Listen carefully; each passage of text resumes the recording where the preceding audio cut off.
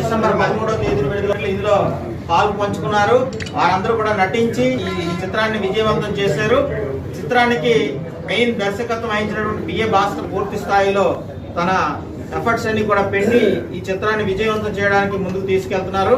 తప్పకుండా విశాఖ వాసులతో పాటు మొత్తం ఉత్తరాంధ్రకు చెందినటువంటి 3 జిల్లాల కళాకారులు కూడా ఇందులో పాల్గొన్న సందర్భంలో ఈ సినిమాని అందరూ కూడా ప్రతి ఒక్కరు కూడా ఆదరించి 13వ తేదీన విడుదలవుతున్న ఈ చిత్రం ప్రపంచవ్యాప్తంగా విడుదలవుతున్నటువంటి ఈ చిత్రాన్ని అందరూ కూడా ప్రోత్సహించి ముందుకు తీసుకెళ్లాలని చెప్పి కోరుకుంటూ ఈ కార్యక్రమంలో దుగ్గోలు దివాకర్ గారు ప్రముఖ ఫిల్మ్ డైరెక్టర్ వారు కూడా ఇందులో భాగస్వామి ఉన్నారు.